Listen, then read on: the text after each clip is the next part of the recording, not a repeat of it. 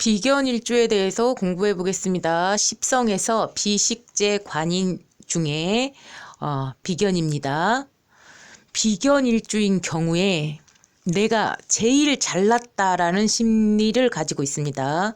경쟁 심리가 굉장히 뛰어나요. 그래서 경쟁 자체를 즐기기 때문에 승부욕이 쩔어요. 요즘 말로 쩌는데 어떤 승부욕이냐, 뭐 게임을 한다든지 뭘 하더라도 이기려고 그래요. 이기려고 해요. 배우자와도 겨루죠. 뭐 정말로 사소한 문제, 밥을 먹는데 젓가락이 편하냐 숟가락이 편하냐 뭐 이런 걸로도 싸울 수 있어요. 정말 하찮은 문제 가지고도 싸워요. 왜냐면 비견이라고 하는 것은 천간과 지지가 같은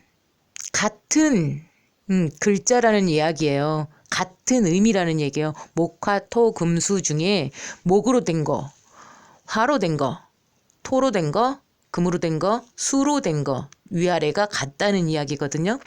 그러다 보니까 조숙합니다.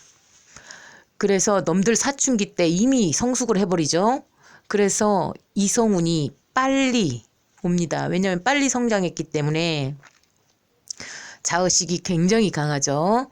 끝까지 내 고집대로 하려고 하는 그러한 성향, 아나무인이고 자도취에 있기 때문에 내가 조금 우쭐대는 거, 그리고 내 위에는 사람이 없습니다. 그래서 자의식이 너무너무 강해요. 고집을 부리니까 얘는 도저히 내가 이길 수가 없거든. 아무리 설명해줘도 모르거든. 그러니까 그냥 배제를 시키는 거예요. 그러다 보니까 고립이 됩니다. 쟤는 조금 너무 힘들어서 말 못하겠다. 이렇게 이제 되는 거죠. 타인을 굉장히 의식하면서도 얕봐요. 저 사람들이 나를 어떻게 평가할까라는 것을 굉장히 의식을 하면서, 그러면서 내가 제일 잘났기 때문에 다른 사람을 얕보는 성향을 가지고 있습니다. 아집과 고집이 굉장히 심하고요. 따돌림을 당하게 되죠. 그래서 독신주의이고요. 독신주의인 경향이 이제 좀 많이 있어. 왜냐면 내가 사회생활을 하는데, 직장생활이 활발하게 하는데, 이제 만약에 내 시간을 주어야 되거나 희생을 해야 되면, 그러면 내가 이제 사회활동을 잘 못하고 나를 챙길 수가 없잖아요. 그러니까 차라리 일하면서 그냥 연애나 가볍게 하면서 그렇게 살면 어떨까라는 생각을 하게 됩니다.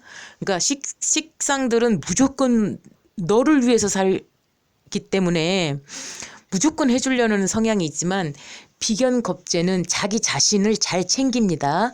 속박과 간섭을 정말로 싫어하고요. 신체 활동이 활발하고 운동가에서 굉장히 많이 볼 수가 있죠. 운동인, 체육인, 네, 되게 많이 있고요. 몰입하는 성격이고 성욕이 강한 편입니다. 돈에 굉장히 집착하고요. 소심하고 편집증이 있습니다. 남들 평가에 관심이 되게 많고요. 주변인들과 잘 지내는 게 삶의 모토가 되겠습니다. 돈과 배우자도 모두 나눠 써야 하는 의미예요. 무슨 얘기냐면 이혼을 하게 되니까, 고집을 너무 부리다 보니까 똥고집 때문에 배우자와 사이가 안 좋아요. 배우자 배타가 일어납니다. 그러다 보니까 모두 나눠 쓰는 격이 돼버려요. 부부 외도율이 높다.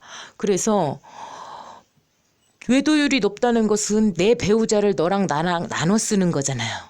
너네 배우자도 내가 나눠 쓰는 거잖아요. 그렇게 돼버리는 거죠. 모두 뺏긴다라고 되어 있고요.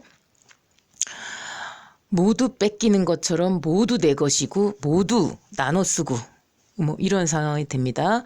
고독하고 이혼하고 냉랭하고 독선적이고 우쭐대는 게 있고요. 불화자처를 하고요. 부부가 반목되는 거죠. 쓸데없는 걸로 계속 겨뤄야 되니까. 그러다 보니까 반목이 돼요. 육친 반목. 육친과도 반목하게 되죠. 투기 심리가 좀 있고요. 단순하고 솔직하고 담백하고 화끈합니다. 자존심이 굉장히 셉니다. 책임의식이 굉장히 강하고요. 자수성가를 하는 거죠. 본인 스스로 먹고 사는 겁니다. 누구한테 얹혀 사는 게 아니고요. 추진력이 강하고 일관성이 있어요. 그런데 융통성은 좀 떨어지는, 설득 자체가 안 되기 때문에 그렇습니다.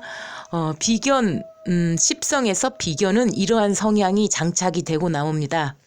그래서 꺾어지지가 않기 때문에 보리쌀과도 같아요. 근데 조금 사람이 숙일 줄도 알고 내가 이제 설득을 해가지고 내가 이제 들었을 때 그건 그렇구나 이렇게 이해를 해야 되는데 그게 안 되게 돼 있어요. 그런데 그래서 끝까지 고개를 들고 내가 이거를 투자를 해갖고 이거를 크게 먹어야겠다 하는 심리가 있기 때문에 내가 이제 모아갖고 55세, 57세 전후로 해가지고 투기 심리로 만약에 뭔가를 했다 그러면은 꺾어집니다. 하늘에서 치는 거예요.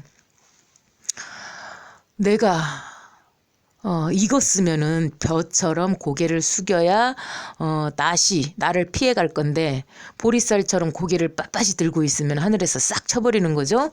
그러한 사주 자체가 꺾어질 것인가 끝까지 고개를 들 것인가는 뭐 사주 구성상 어떠한 형국으로 가느냐에 따라서 또 다르겠죠. 이 경우 비견의 경우에는 자신을 낮추고 욕심을 내리면은 굉장히 길해집니다. 잘 살 수 있습니다.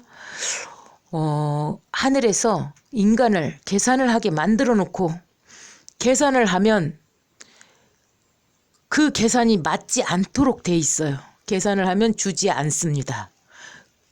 자기 자신을 낮추지 못하게 만들어 놓고 자기 자신을 낮춰야만 잘 된다. 요렇게 또다시 신의 아이러니를 또 만들어 놓은 글자겠죠. 자, 비견에 대해서 공부해 봤습니다. 감사합니다.